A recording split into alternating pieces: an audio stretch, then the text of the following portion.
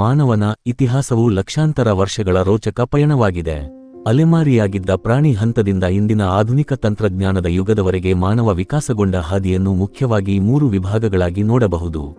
ಜೈವಿಕ ವಿಕಾಸ ಎವಲ್ಯೂಷನ್, ಇತಿಹಾಸ ಪೂರ್ವಕಾಲ ಪ್ರಿಹಿಸ್ಟರಿ ಮತ್ತು ಐತಿಹಾಸಿಕ ಕಾಲ ರೆಕಾರ್ಡೆಡ್ ಹಿಸ್ಟರಿ.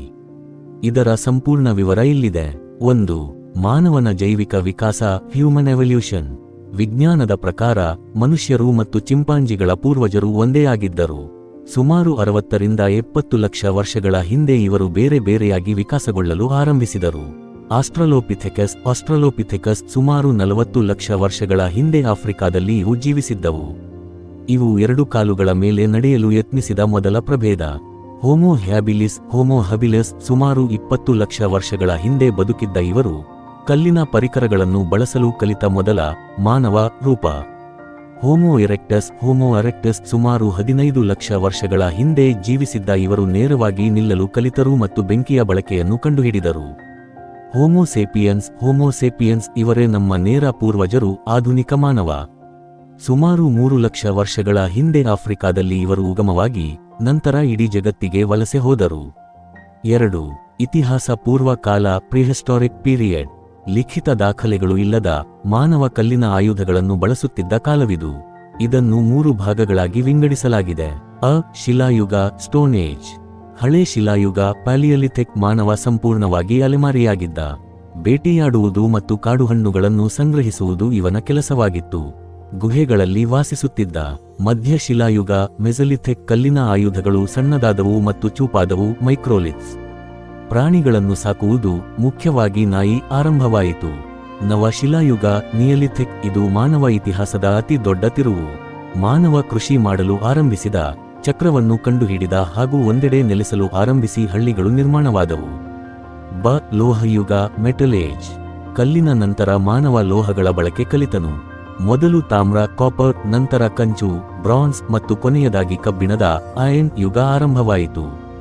ಲೋಹಗಳ ಆವಿಷ್ಕಾರದಿಂದ ಕೃಷಿ ಮತ್ತು ಯುದ್ಧ ಕಲೆಗಳು ವೇಗವಾಗಿ ಬೆಳೆದವು. 3.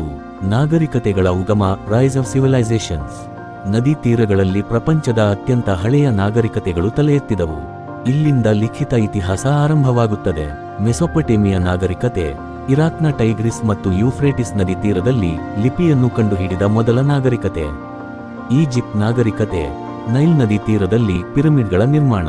ಸಿಂಧೂ ನದಿಯ ನಾಗರಿಕತೆ. ಹರಪ್ಪ, ಮೊಹೆಂಜೋದಾರೋ. ಭಾರತದ ಸಿಂಧೂ ನದಿ ತೀರದಲ್ಲಿ ಅತ್ಯುತ್ತಮ ನಗರ ಯೋಜನೆಗೆ ಪ್ರಸಿದ್ಧ. ಚೀನಾ ನಾಗರಿಕತೆ. ಹೊಯಾಂಗ್ ಹೋ ನದಿ ತೀರದಲ್ಲಿ. 4. ಜಾಗತಿಕ ಇತಿಹಾಸದ ಪ್ರಮುಖ ಘಟ್ಟಗಳು. ನಾಗರಿಕತೆಗಳು ಬೆಳೆದಂತೆ ಜಗತ್ತು ಹಲವು ಸಾಮ್ರಾಜ್ಯಗಳು, ಯುದ್ಧಗಳು ಮತ್ತು ವೈಚಾರಿಕ ಕ್ರಾಂತಿಗಳಿಗೆ ಸಾಕ್ಷಿಯಾಯಿತು. ಪ್ರಾಚೀನ ಮತ್ತು ಮಧ್ಯಕಾಲೀನ ಯುಗ. ಮಹಾ ಸಾಮ್ರಾಜ್ಯಗಳು. ಭಾರತದ ಮೌರ್ಯ ಮತ್ತು ಗುಪ್ತ ಸಾಮ್ರಾಜ್ಯಗಳು, ರೋಮನ್ ಸಾಮ್ರಾಜ್ಯ, ಗ್ರೀಕ್ ಸಾಮ್ರಾಜ್ಯ ಮತ್ತು ಚೀನಾದ ಹಾನ್ ರಾಜವಂಶಗಳು ಜಗತ್ತನ್ನು ಆಳಿದವು. ಧರ್ಮಗಳ ಉಗಮ.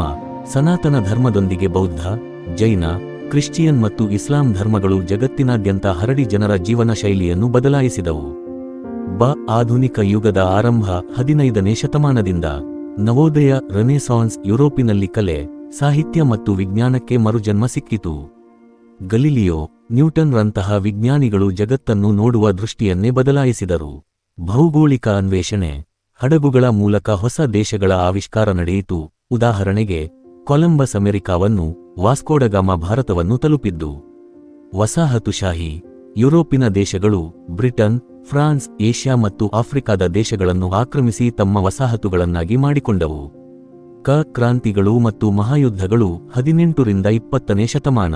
ಕೈಗಾರಿಕಾ ಕ್ರಾಂತಿ. ಇಂಗ್ಲೆಂಡ್ನಲ್ಲಿ ಯಂತ್ರಗಳ ಬಳಕೆ ಆರಂಭವಾಗಿ ಉತ್ಪಾದನೆ ಹೆಚ್ಚಿತು.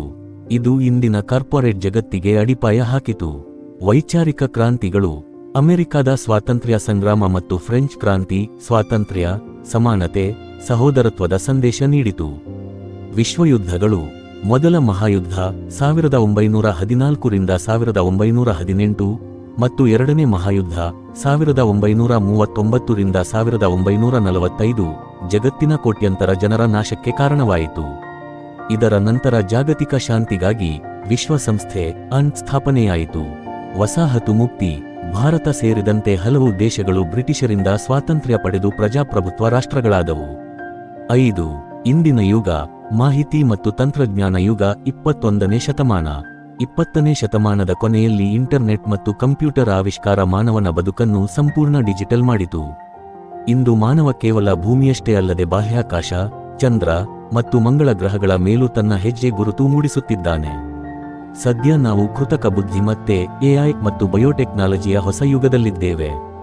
ಸಾರಾಂಶ: ಕಾಡಿನಲ್ಲಿ ಪ್ರಾಣಿಗಳಂತೆ ಬದುಕುತ್ತಿದ್ದ ಮನುಷ್ಯ ಇಂದು ಇಡೀ ಭೂಮಿಯನ್ನೇ ಆಳುವ ಶಕ್ತಿಯಾಗಿ ಬೆಳೆದಿದ್ದಾನೆ. ವಿಜ್ಞಾನ ಮತ್ತು ಬುದ್ಧಿವಂತಿಕೆಯಿಂದ ಮಾನವ ಪ್ರಗತಿ ಸಾಧಿಸಿದ್ದರೂ ಪರಿಸರ ಮಾಲಿನ್ಯ ಮತ್ತು ಯುದ್ಧಗಳಂತಹ ಸವಾಲುಗಳನ್ನು ಇಂದಿಗೂ ಎದುರಿಸುತ್ತಿದ್ದಾನೆ. ನಿಮಗೆ ಮನುಷ್ಯನ ಇತಿಹಾಸದ ಯಾವುದೇ ನಿರ್ದಿಷ್ಟ ಕಾಲಘಟ್ಟದ, ಉದಾಹರಣೆಗೆ ಭಾರತದ ಇತಿಹಾಸ, ಮಹಾಯುದ್ಧಗಳು ಅಥವಾ ಕೃಷಿಯ ಉಗಮ